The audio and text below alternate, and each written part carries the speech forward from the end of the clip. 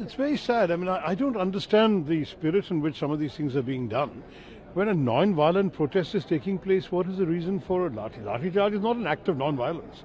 It is an act of violence. I don't understand the logic of this. And similarly here in Parliament, everyone knows these are burning issues across the country. It would be logical to have a discussion on them. Parliament is supposed to be the place where we can ventilate the voice of the people, the concerns of the people. And once we do that, we all know the government has a majority. As the old saying goes, the opposition must have its say, because the government will have its way. They have the majority. But at least let Parliament be a forum where these concerns can be heard, can be truly ventilated and voiced, where various people can represent the views of their constituents, and then the government can say, sorry, we don't agree or whatever, that's their privilege. But right now, just refusing a discussion is what has led to today's disruption, because the opposition wanted these issues up there, wanted an opportunity to talk about them on the floor of the House.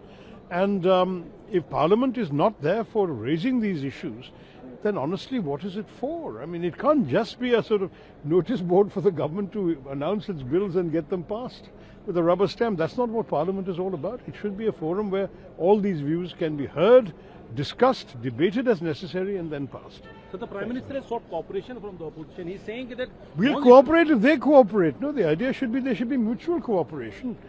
Let them permit certain discussions. We will get them to have their bills or whatever. I mean, this has got to be give and take. That's the way Parliament's supposed to function. ये सरकार नहीं, अहंकार है। और जो श्रद्धांजलि में भेदभाव करते हों, जब लाखों लाख और करोड़ों लोग और करोड़ों परिवार इस आंदोलन से जुड़े हों, जिन बच्चों की जान गई, उनके प्रति एक शब्द नहीं, श्रद्धांजलि तक नहीं, इससे बड़ा अहंकार क्या हो सकता है सरकार को?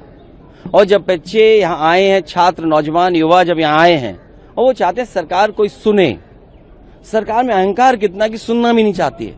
सुनना तो दूर, अगर वो लोकसभा यहाँ तक आना चाहें अपनी बात कहने, तो लाठी और जो अन्याय कर सकते हैं, जो प्रताड़ना दे सकते हैं, वो दे रहे हैं।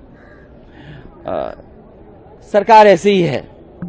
और सरकार के अगर पन्ने पलटें, एक बार भारतीय जनता पार्टी की सरकार यूपी में थी, 1 साल का मेडिकल का कोर्स जीरो हो गया था, सेशन जीरो हो गया था। ये बीजेपी के लोग आज से नहीं घोटाला कर रहे हैं, इनकी हमेशा ये कोशिश रहती है घोटाला कर लें। और पेपर लीक में जितने लोग शामिल होते हैं वो भाजपाई हैं। यूपी में बाकायदा ऑडिट किया हम लोगों ने और एक किताब जारी की और जारी करके ये बताया कि कितने पेपर लीक हुए हैं। कोई दोषी नहीं पकड़ा गया आज तक। 20 से ज्यादा पेपर लीक हुए हैं, लेकिन कोई भी दोषी नहीं पकड़ा गया। इसलिए नहीं पकड़ा गया क्योंकि बीजेपी के लोग उसमें शामिल रहे।